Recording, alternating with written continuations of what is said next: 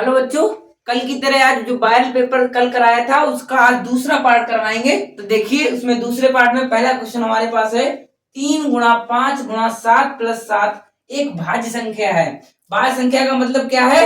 जो किसी ना किसी संख्या से कट जाए। तो देखिए ये सारी अभाज्य संख्याएं हैं 3, 5, 7, लेकिन इनका जो जो इसको हम हल करेंगे तो वो एक भाज्य संख्या आएगी, ये हमें बताना है। तो इसकी गुणा कीजिए, 3 पंजे 15 + 7, 15 × 7 + 7। ठीक है, 7 दोनों में कॉमन है, 7 कॉमन ले लेंगे तो 15 + 1 = 7 × 16।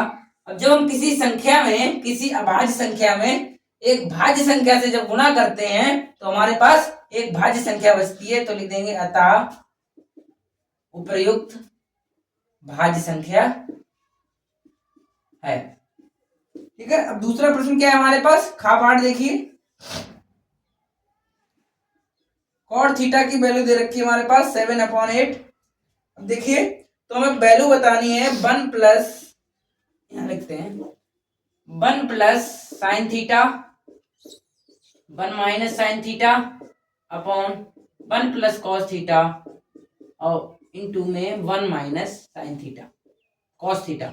अब देखिए a + b a - b a + b a - b तो a² - b² 1² - sin² upon 1² - cos²। देखिए क्या है, देखिए 1 - sin² होता है cos² अपॉन 1 - cos² क्या होता है sin²। अब sin cos² अपॉन sin² क्या होता है cot²। हमारे पास cot थीटा की वैल्यू दे रखी है तो cot थीटा की वैल्यू रख देंगे 7/8 का होल स्क्वायर 49/8 8 8 64। नोट कीजिए।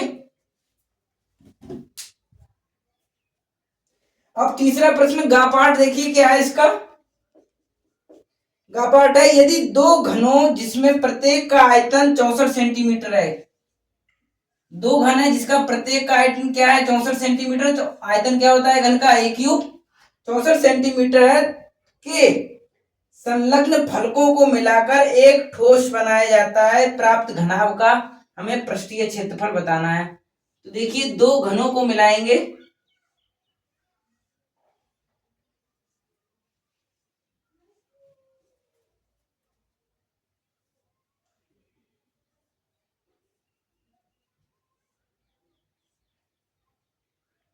ये दो घन मिल गए हैं आपस में।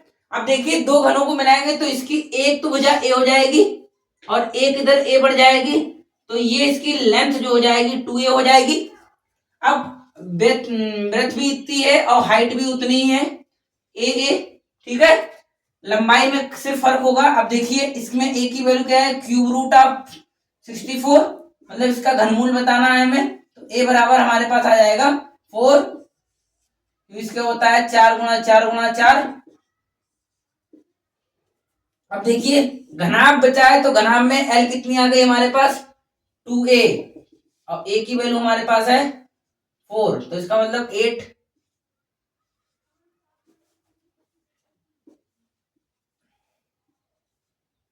ठीक है, a 2a तो 2 × 4 = 8। b कितनी हो गई है 4 और h कितनी हो गई है 4। अब देखिए क्या है पृष्ठीय क्षेत्रफल क्या होता है घनाभ का,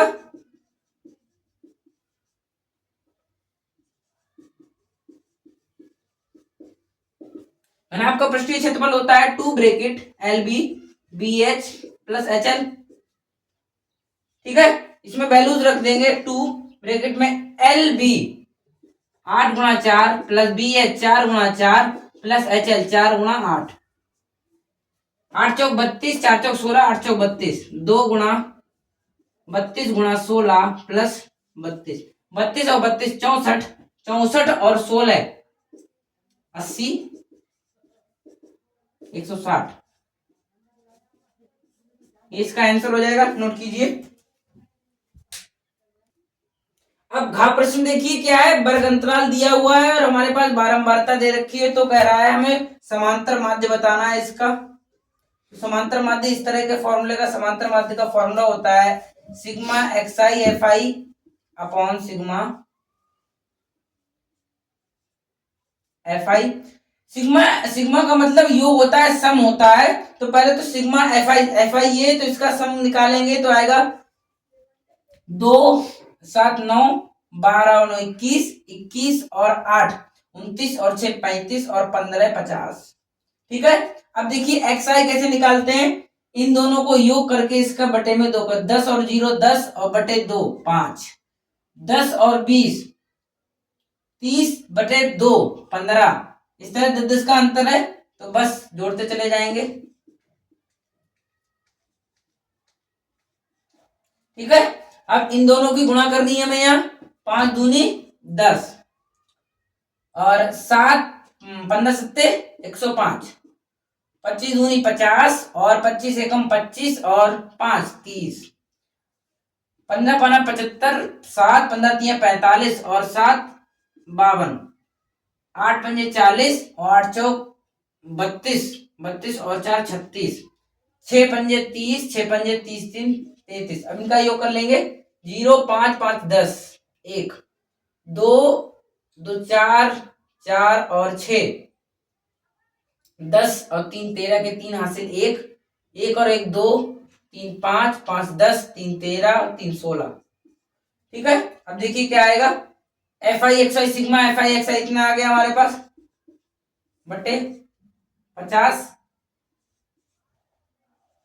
अब देखिए 0 से 0 कट गया, 5 से काट लिए, 5 3 15, 1 बचा, 5 दूनी 10, 3 बचा, 5 छक्का 30। हमारे पास आ गया 32.6, इसका आंसर हो गया। नोट कीजिए। अब दूसरे का 5वां पार्ट है कि दो हमें पॉइंट दे रखे हैं, तो और उसमें एक पॉइंट है जो उसको विभाजित कर रहा है, तो हमें ये बताना है कि वो उसे किस अनुपात में विभाजित कर रहा है। तो इन सवालों को हम अनुपात को एक को m1 को वन मान लेते हैं और m2 को k मान लेते हैं। ये हमने डायग्राम बना दिया है। देखिए अब हम पॉइंट कैसे निकालते थे कि अगर हमारे पास अनुपात दे रखा होता था तो हम पॉइंट्स निकालते थे। देखिए कैसे निकालते थे, m1x2 plus m2x1 upon m1 plus m2। ठीक है। और दूसरा पॉइंट क्या निकालते थे, बाई वाला, m1/2 plus m2/1 upon m1 plus m2। इसमें से कोई एक उठा लीजिए, चाहे m1 वाला उठा लीजिए, चाहे m1 वाला उठा लीजिए, चाहे x वाला उठा लीजिए। तो हम x वाला लिख लेते हैं। तो देखिए m1 की जगह 1 रखना है, 1, x2 क्या है हमारे पास 3, 1 गुणा 3 और प्लस m2 क्या है, k है, x1 क्या है -6 upon m1 1 plus k। x वाला उठाया तो यहाँ -4 आ जाएगा, मल्टीप्लाई कर देंगे, 3 प्लस 3 -6k बराबर -4k -4।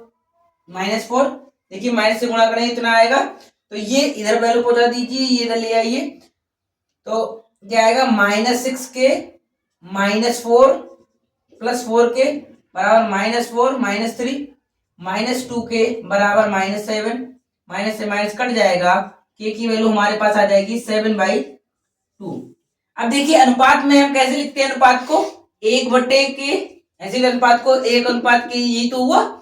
अब 1/k की वैल्यू हमारे पास क्या आई है 7/2, इधर डिवाइड में ऊपर मल्टीप्लाई हो जाएगा 2/7। तो हमारे पास क्या रेशियो आ गया कि ये जो पॉइंट्स है -4,6 वो इस लाइन को 2:7 में डिवाइड कर रहा है। नोट कीजिए। अब देखिए दूसरे का चा पार्ट क्या कह रहा है, इसमें x और y में एक ऐसा संबंध ज्ञात कीजिए कि बिंदु x y जो बिंदु है वो दो पॉइंट्स दे रखे हैं हमारे पास, उन पॉइंट से समान दूरी पर मतलब समदूरस्थ है। ठीक है। तो अगर इसको x1 x2 x1/1 मान लो, इसको x2/2 मान लो, इसको x3/3 मान लो, तो क्या होगा कि ये दोनों दूरी जो है वो बराबर है। तो ये दूरी का फॉर्मूला लगाएंगे इसमें, x2 माइनस x1 का whole square, by2 minus by1 का होल स्क्वायर बाई 2 हमारे पास क्या है, बाई है, -6 का होल स्क्वायर का रूट बराबर होगा इस दूरी।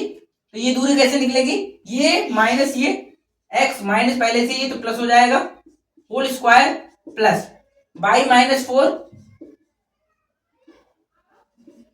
होल स्क्वायर, पूरे का स्क्वायर रूट से स्क्वायर रूट हट जाएगा तो इसका स्क्वायर भी खोल देंगे, x² + 9 minus 6x plus by square plus 36 minus 12 by बराबर इसका स्क्वायर खोलेंगे, x² + 9 प्लस 6x और plus by square plus 16 minus 8 by. ठीक है, x² से x² चला गया, 9 से 9 कट गया, देखिए -6 इधर आएगा +6 तो 6 और 6 12x। ठीक है, अब ये बाई स्क्वायर कट जाएगा, देखिए 36 और 16 ये जुड़ जाएगा, 36 और 16 जोड़ दीजिए, क्या आएगा हमारे पास, 6 और 6 12, ये घट जाएगा, देखिए ये माइनस में है, ये इधर जाके माइनस में हो जाएगा, तो 16 माइनस 36 तो क्या आएगा, -20। ठीक है, -20 आ जाएगा, और देखिए -12 बाई इधर आएगा +12 बाई तो आ जाएगा 4 बाई बराबर, इधर 0 बचा।